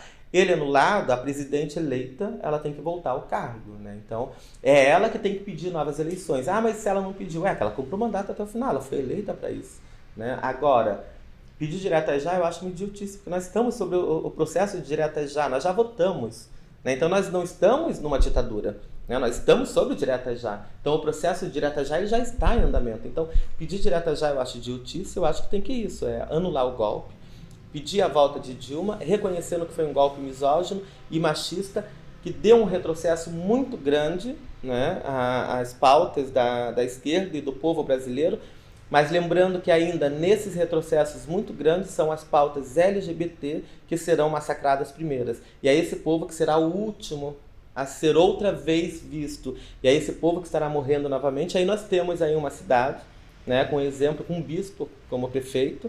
E qual foi a cultura que foi atacada primeiro? Foi a cultura queer, né? E a cultura queer o que é? Então, quando as pessoas falam LGBTIQ, eu costumo falar... Gente, eu até já falei em algum momento, mas colocar o que junto também não é necessário, porque queer são as práticas, as vivências e a cultura LGBTI, né? Então, o queer já significa isso. Mas lá em Porto Alegre, quando foi atacado, foi a cultura queer. Quando no Rio de Janeiro houve o impedimento de a exposição também vir para o Rio de Janeiro, foi por conta desses corpos, dessas práticas, né? Porque tinha ali 2 homens, né? Quando houve a proibição no Castelinho, tinha 2 homens fazendo praticamente sexo, né? Era uma peça teatral, né? Onde as práticas gays estavam ali bem óbvias, né? Os corpos transvestigêneros estavam ali expostos nas pinturas. Então foi essa arte que foi censurada. E aí, como essa arte foi censurada, algumas outras artes dos héteros também foram censuradas. E aí eles se voltaram para nós para pedir nossos apoios novamente. E aí nós voltamos novamente agora para a rua. Então estamos sempre na rua e não sairemos das ruas enquanto nossas pautas não forem outra vez respeitadas.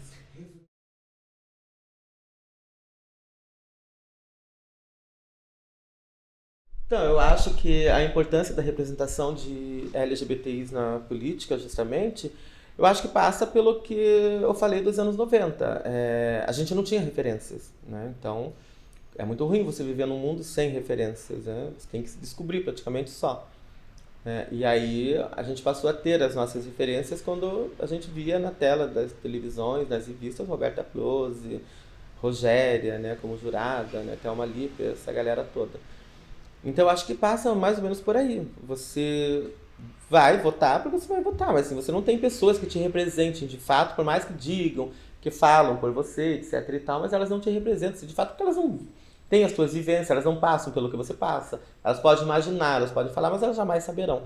Então a gente continua sabendo que as nossas pautas serão sempre as últimas para elas.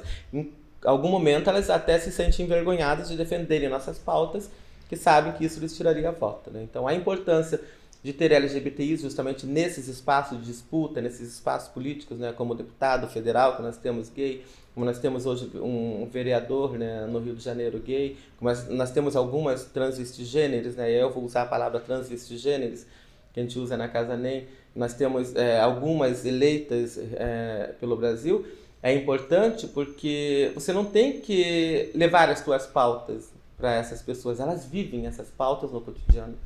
Elas sabem que elas têm que defenderem a vida delas. Então eu acho que é isso, aí você se sente realmente representado, seja na política, seja numa secretaria, até numa ONG mesmo. Então é importante justamente por isso, né? Porque se não tiverem gays, se não tiverem lésbicas, se não tiverem bissexuais, se não tiverem travestis, transexuais, nos cargos políticos, né, nos cargos públicos, né, como nós tivemos nos Estados Unidos antes da era Trump, né, transexuais em cargos importantíssimos, né, se a gente não tiver isso, nós teremos toda hora que tá nos cansando, e a gente é que vai ter que fazer esse caminho até o deputado hétero e falar, olha, essa pauta também é importante, entendeu? Que é diferente do deputado federal que nós temos gay, que a gente não precisa fazer o caminho até ele. Ao contrário, a gente só pede o apoio dele às nossas lutas, porque as nossas lutas ele já faz lá todo dia, no cotidiano, porque todo dia ele é xingado de gay, viado, que dá o cu, então ele passa por homofobia a todo momento lá dentro, e isso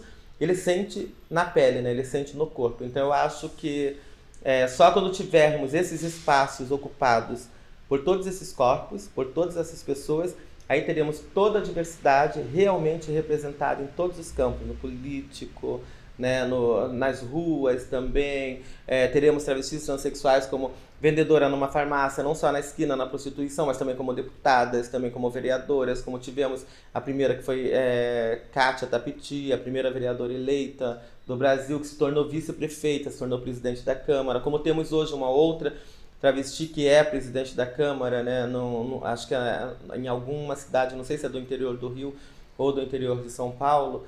Mas olha, isso é diversidade, né? Essas diversidades têm que existir e têm que ser representadas, seja na política, seja em qualquer outro espaço. E isso é muito importante.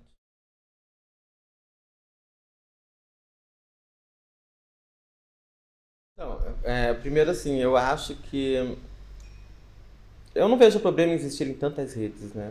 Eu só acho que as redes sejam independente da luta que elas façam, né, por direitos de determinados grupos específicos, eu acho que tudo passa por ego, né? Eu acho que primeiro tem que pararem de brigar, né? Eu fiz parte de duas grandes redes, né, de travestis transexuais desde o início de Antra, né, quando ainda era Rentral, Renato, etc. A gente discutia qual o nome seria.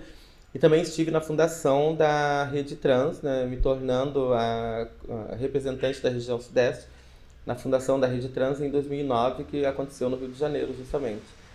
Né? Mas eu acho que em algum momento a gente tem justamente que fazer essa união, convergir para uma luta só, né? Ver as lutas que são as mais importantes, né?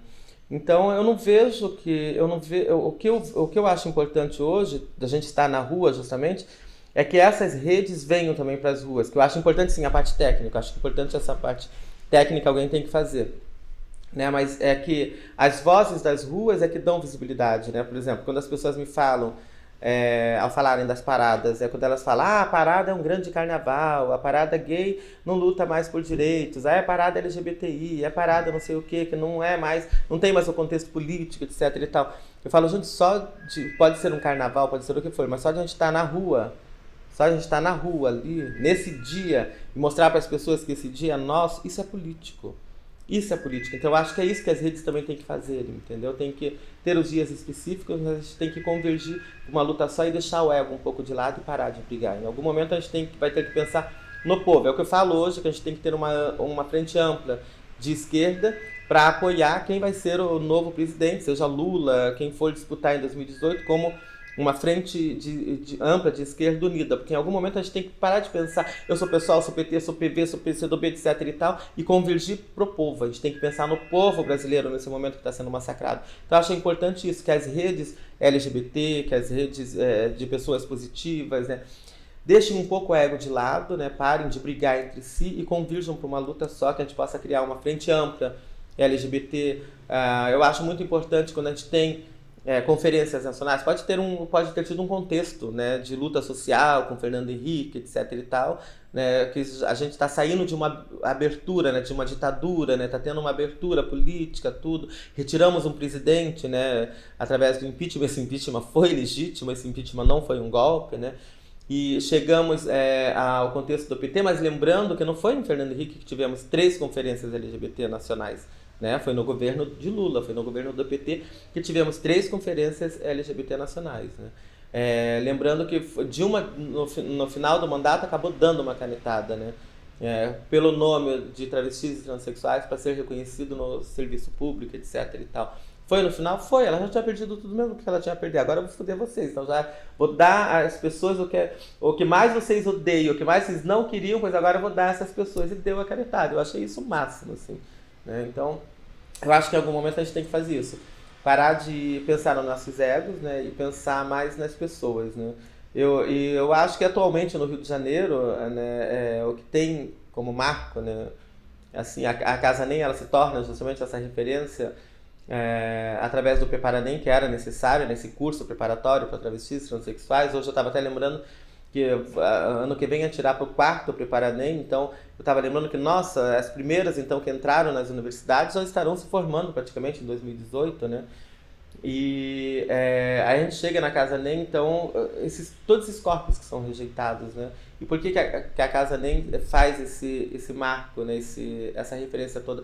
Porque era necessário, no contexto da cidade era o que faltava, né? Onde estão essas pessoas, não são vistas, não são reconhecidas nas redes, elas estão nas ruas novamente, porque elas não conhecem justamente essa parte técnica. Eu acho que só quem conhece tanto a necessidade da parte técnica como a necessidade da rua, somos nós dessa luta lá do início dos anos 80, 90, com a AIDS, que a gente teve que ir para a rua. Então a gente sabe fazer tanto a parte técnica como a parte de rua, né? Essa parte de lutar e de em algum momento deixar de brigar e reconhecer que sim, agora a união é necessária, né?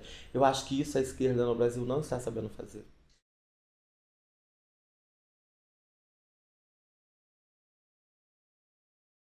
Pensando hoje nessa questão, né, do HIV/AIDS no país, né, devemos lembrar que o país se tornou referência, né?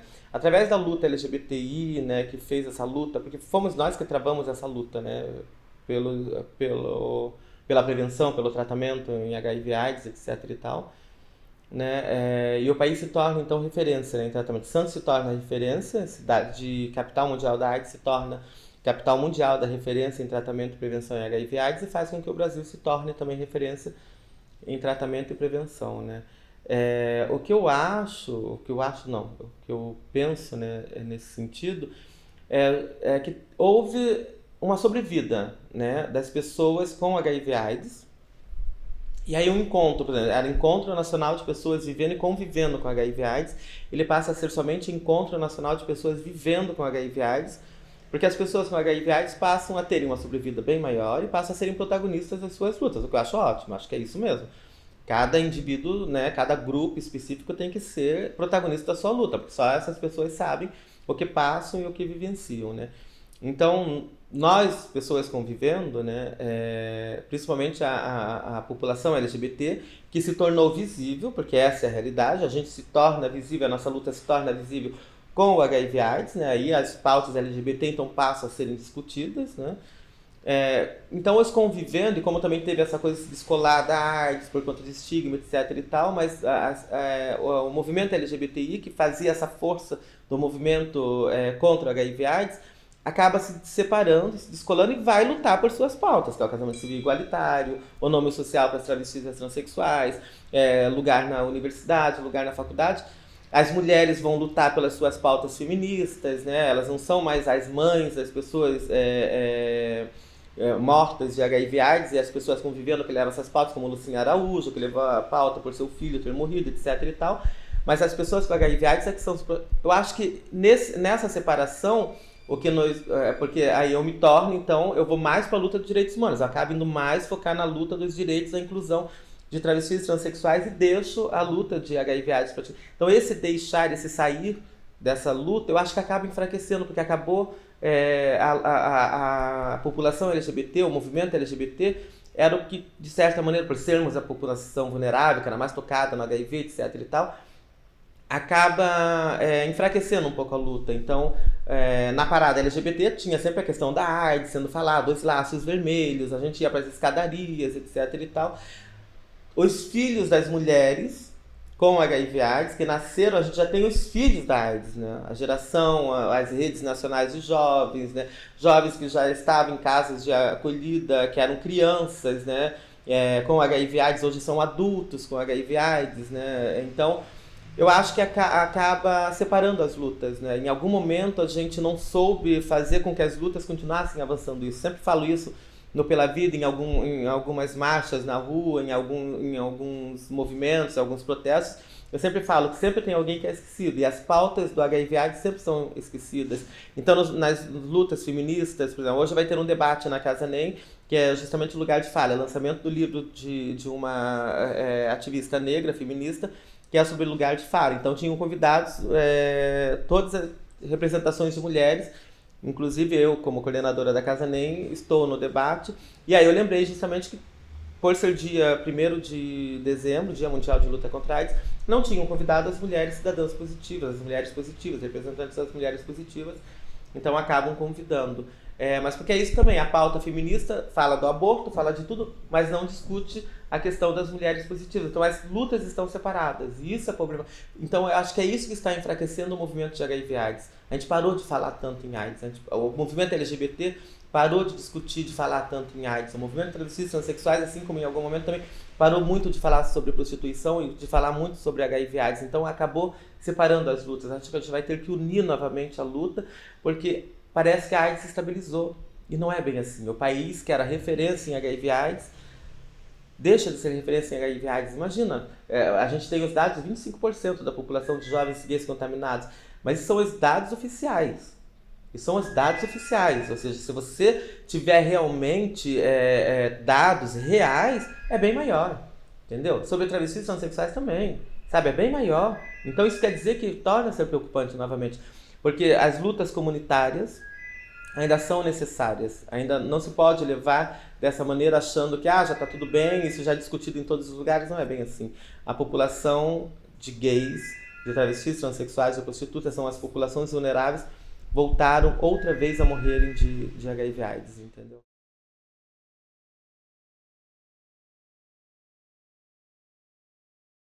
Então, primeiro que eu acho assim, né, quais são as reivindicações na realidade, né? Ainda, né, a visão, né, que a gente tem de algumas lutas. Eu acho que algumas lutas hoje estão mais visíveis, né? A pauta de travestis transexuais, né, está mais visível. Primeiro, acho que a gente tem algo que a gente não tinha nos anos 90, que é a internet, né? As redes sociais hoje são bem potentes nesse sentido. E quando as pessoas falam justamente dos ativistas de sofá, eu acho muito importante os ativistas de sofá, né? São necessários. É a parte burocrática, justamente, do ativismo, né? Assim como a gente precisa da parte técnica, a gente também precisa de alguém que fique ali nas redes sociais, postando, pautando, fazendo as discussões, etc e tal. Mas, por exemplo, nos anos 90 a gente teve a questão do vai beijar, os gays vão se beijar, não vão, etc e tal, que era uma novela justamente que trazia um casal de gays, um deles era negro, será que vai ter o beijo, será que não vai ter? O que acabou também trazendo a pauta gay, né, de casamento, de visibilidade, tudo isso para as lutas. Então, hoje também por conta de algumas novelas, né, de algumas emissoras, né, terem colocado, né, as pautas de travestis, transexuais, né, além de tudo que já se faz na internet, nas redes sociais. Então as duas coisas juntas acabam dando uma outra força, né, uma outra visibilidade, né? Mas eu acho que ainda são necessárias a gente fazer, que cada um, né, faça a sua intersecção e fale por si, mas aquilo que eu te falei, em algum momento a gente tem que convergir para uma luta só. Então a gente tem que unir as lutas, né, como eram lá no início o nascimento da BGLT, né, como foram o início das redes nacionais, né, seja Antro, seja a Rede Trans agora, mas que a gente tem que ainda pautar muito essas questões, porque por mais que pareça, não, mas hoje já está tudo bem, já se fala muito em gay, entendeu? Já receberam direito, já tem direito, já existe na sociedade, os travestis, as trans também, os homens trans, etc e tal. Não é bem assim, na realidade a gente não tem praticamente direito nenhum, né? O casamento civil igualitário ele só veio por uma decisão judicial. Ele não veio porque foi votado, porque a sociedade decidiu, não, ele veio por decisão judicial, né? Então, eu acredito que em algum momento também o direito das prostitutas também virá terá que vir de uma decisão judicial, assim como o direito ao nome de travestis e transexuais está vindo através de decisões judiciais, né? Então eu acho que a gente tem que conscientizar as pessoas, né? E conscientizar as pessoas, eu acho que é voltar a fazer aquele trabalho que a gente fazia de base, né? Voltar às vilas, aos bairros, levar essas pautas para a luz do dia. Então eu costumo falar que a gente tem que, no caso, por exemplo, da HIV/AIDS, a gente tem que falar de AIDS no café da manhã, em qualquer momento, tem que ser uma coisa natural. Outro dia eu estava falando justamente isso, porque diabético não é ruim, né? Você falar que olha, fulano é diabético, né? Mas falar aidético é ruim, né? É estigmatizante. O próprio movimento não quis, né, a palavra. E acho que se a gente falar mais, se tornar uma coisa natural, os estigmas caem, né? Então as pessoas ainda têm medo de falarem de HIV/AIDS, né? Eu costumo falar, eu tenho uma relação soro-discordante, né? E é muito engraçado porque na relação minha soro-discordante, as pessoas, quando eu falo eu tenho uma relação soro-discordante, inclusive em movimentos de mulheres positivas, elas viram, e ele estava na sala no dia, eu costumo chamar de minha pessoa de estimação, e elas viram para ele e falam, nossa, mas ela se contaminou, até pouco tempo atrás ela não tinha, tipo assim, ainda numa relação sobre discordante, sou eu a puta, sou eu a travesti, então automaticamente, assim, sou eu que tenho HIV/AIDS, né? E aí ele vira e fala, não, mas não é ela que tem, sou eu que tenho HIV/AIDS, entendeu? E aí as pessoas meio que se chocam, assim, né? Como um homem daquele, né? Todo musculoso, sarado, porque ainda tem uma imagem da AIDS, né? Que é a pessoa, né? Morrendo, as pessoas ainda pensam dessa maneira. Isso tudo são estigmas. Eu acho que é por isso que as pautas, elas têm que serem faladas, né? A gente tem que falar de gay. A gente tem que falar, mas tudo bem que seja gay, mas pra que se beijar em público? Sim, eu inclusive não gosto, detesto ficar me beijando em público. Só que um casal hétero se beijando em público não tem problema nenhum. Um casal gay se beijando em público é político. Entendeu? Eu falo, eu detesto sair de mão dada na rua com minha pessoa de estimação, ou que namora. Eu detesto namorados de mão dadas na rua, porque você tenta ficando passar na calçada e não consegue aqui, aí tá doido. Mas 2 homens de mão dada na rua é político. 2 mulheres de mão dada na rua é político. Então você tem que reconhecer em que momento a luta ela se faz necessária, em que momento ela se torna natural. Então ainda não se tornou natural gays andarem de mão dada, sabe? Casarem, terem filhos. É toda uma luta que tem que ser feita. Não se tornou natural travestis, transexuais na universidade, na faculdade, na farmácia. Você não vai na farmácia e tem uma atendente travesti transexual. Você não vai no supermercado e tem uma caixa de supermercado travesti transexual. Não tem médicas travestis transexuais, enfermeiras, tudo. E essas pessoas têm essa formação, mas não conseguem por conta de que o mercado de trabalho ainda não está preparado para receber essas pessoas. Por quê? Porque essa discussão ainda não se tornou algo que foi feito de maneira organizada e essas pessoas não são vistas como naturais e normais. Então acho que ainda é necessário nos unirmos e levar essas pautas adiante em união, sabendo que em determinado momento, sim, temos que nos separar para conversar e para discutir essas pautas e nos unirmos para levá-las todas adiante.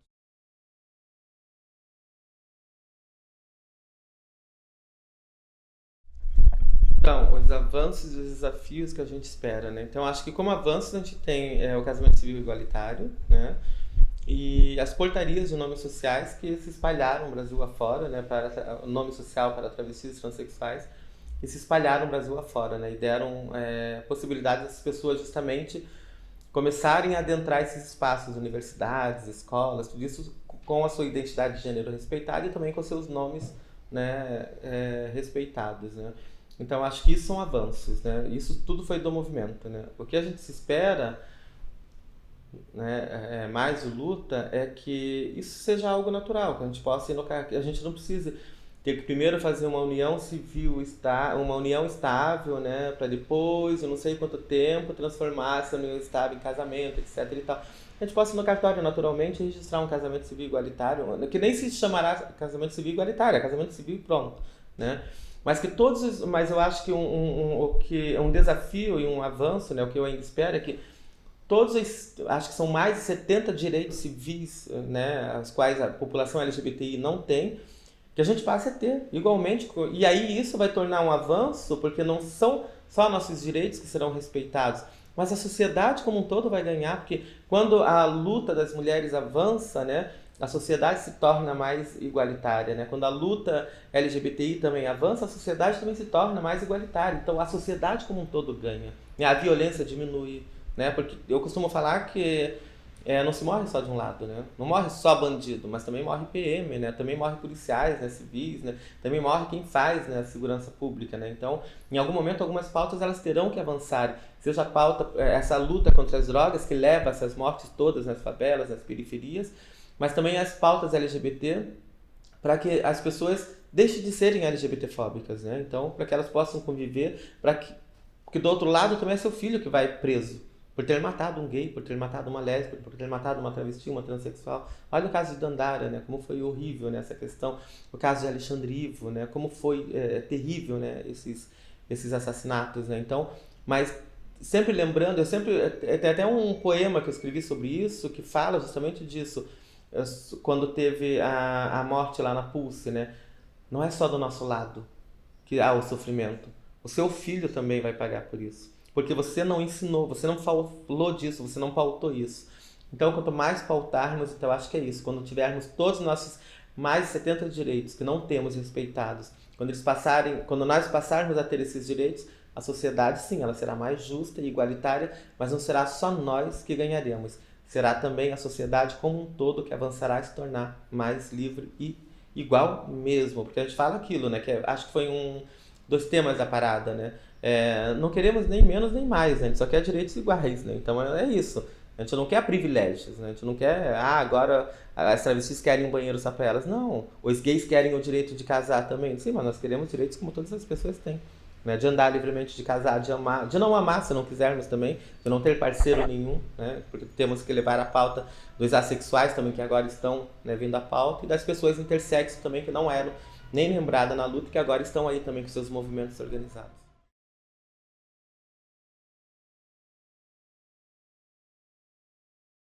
Eu na realidade não militei, né, ativamente com Brenda Lee, porque logo que eu estava começando nesse ativismo, Brenda Lee foi assassinada, né?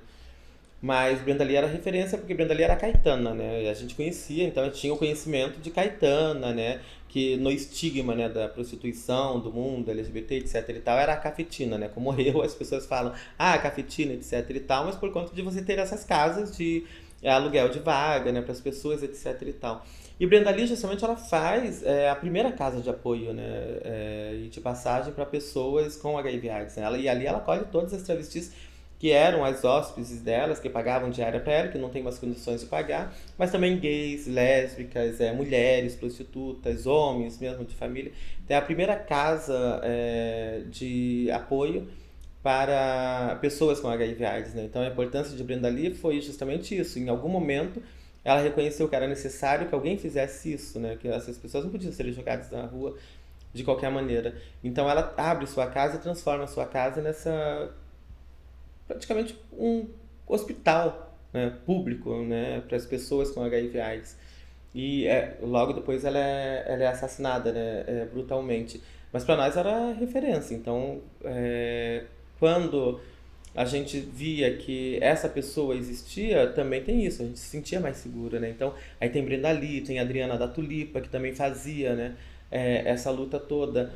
Mas acho que Brenda Lee é o marco, assim, Brenda Lee, ela foi inclusive reconhecida, né? A casa dela é reconhecida como a primeira, se não do Brasil, mas acho que da América Latina, entendeu? Como casa realmente para pessoas com HIV/AIDS.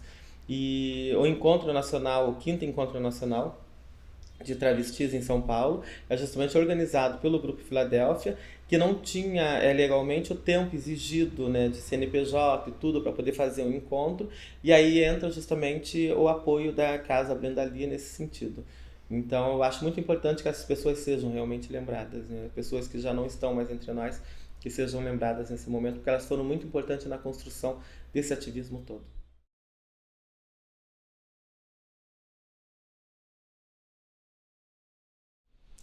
Então, se valeu a pena, se vale a pena ser ativista, né? Eu costumo falar que travestis e transexuais, né, seus corpos já são corpos políticos, já são ativistas, né? Mesmo que a gente não esteja no ativismo organizado, já são corpos que criam um racha na sociedade, né? Assim como gays, lésbicas, por suas orientações, já, de certa maneira, já são ativistas naturais, vamos dizer assim, né? Então, as pessoas LGBTI já são ativistas naturais. Por mais que elas não estejam em lutas organizadas, elas já são ativistas naturais, pronto. Porque sabe, quando você não tem teus direitos respeitados, mas além de você, que não é como você brigar pelo teu direito a se aposentar, por exemplo. Não, você está lutando pelo teu direito à vida, a existir. Então já em todos os momentos são políticos, né? Se valeu a pena ser ativista, né? Se vale a pena, né? Se voltando ao passado eu faria algo. A gente sempre acho que se a gente olhar o passado, a gente sempre vai fazer, a gente sempre, deveria ter feito dessa maneira, deveria, então a gente sempre vai fazer alguma coisa diferente, a gente sempre pensaria que hoje eu não faria assim, até porque hoje nós temos uma experiência que há 20 anos atrás nós não tínhamos, né? Então, mas se valeu a pena? Eu acho que sim, valeu a pena porque eu ganhei uma família, né? Que não é só, nem só nacional, mas internacional, em alguns lugares, inclusive do mundo, né? Porque você sente que você tem apoios em todos os lugares por onde você passa, né? Nessa luta, nesse ativismo, nessas organizações todas com as quais você tem contato. Então é uma rede muito grande de apoio. É bem maior do que né, o que eu pensava quando eu estava em Paranaguá, que eu era uma adolescente, uma criança. Então eu sei que eu posso chegar em qualquer lugar do Brasil e, qual é a ONG aqui que defende os direitos LGBT? Eu fui agredida, não sei o quê. Então, pra mim, é uma família. Então, pra mim, é a minha família, assim. Não é uma família de sangue, mas é onde eu me apoio, é onde eu consigo me sentir protegida, é onde eu consigo vencer com essas pessoas, por mais que a gente não esteja junto a todo momento, mas eu sei que eu consigo com elas vencer o medo de sair à rua, de existir, né? Então, isso me fortaleceu, né? Isso me deu forças, isso me tornou a pessoa que eu sou hoje. Então eu acho que sim, acho que valeu a pena por isso. A pessoa que eu sou hoje só foi possível através dessa luta do HIV/AIDS, que diziam que eu morreria de AIDS. Eu não morri, olha, estou aqui. Lá dos meus 12 anos, eu cheguei aos meus 46 anos. E hoje eu me sinto uma pessoa bem forte, bem fortalecida com a luta das mulheres junto, apesar de hoje já não me identificar mais como mulher, porque eu fui me libertando de tudo que me foi imposto também que eu seria. Então, você é travesti, você é trans, você é transgênero. Então, ou eu falo que eu sou transvestigênero, porque daí a gente une as 3 palavras numa só, ou eu falo que eu sou apenas uma pessoa de peito e pau. Sou uma pessoa não binária, reconhecendo que eu acesso essa sociedade através de uma imagem que é lida como uma imagem de mulher, feminina, que para mim eu tenho dentro da luta, né, da passabilidade trans, uma tranquilidade de pegar um ônibus de madrugada e ir para minha casa, porque eles podem até ficarem na dúvida, mas não, é uma senhora, sabe? Não mesmo que fiquem na dúvida, eu tenho essa passabilidade, né? Mas, então, eu sou hoje uma pessoa não binária, e quando as pessoas perguntam, você é homem ou é mulher? Eu falo, eu sou uma pessoa de peito e pau. Se a justiça não consegue decidir o que eu sou, né, vai ter que conviver com isso. Já que eles dizem que eu sou homem, eu posso sair com o peito de fora, não posso, é legal, é ilegal. Mas tudo isso só foi possível fazer essas contestações, sair com o peito de fora hoje, justamente por quê? Por conta desses ativistas, por conta dessas redes de ativismo, por conta dessa luta, porque eu posso estar bêbada do jeito que for, mas se aparecer na internet, Janara está detida em tal delegacia, vai aparecer 10 advogados, um monte de ativistas do Brasil a todo. Gente, não, tem que correr, tem que... Então eu já nem vou mais detida por uma delegacia e falo assim, vou ligar para alguém. Não, eu tô lá tranquilamente, entendeu? Olha, Cláudio mandou um advogado. Não, tem que ir lá. A Rita também. Outra advogada. Não, mas a Indianara tá detida. Então acho que é isso. E não é só porque sou eu, é porque nós somos ativistas, nós somos essa rede. Assim como eu faço também do lado de fora. Olha, fulano tá detido, olha, fulano, e aí tem que correr, vamos ver. Então acho que é isso, a gente se sente mais segura. E eu me sinto segura hoje justamente por isso, por conta desse ativismo.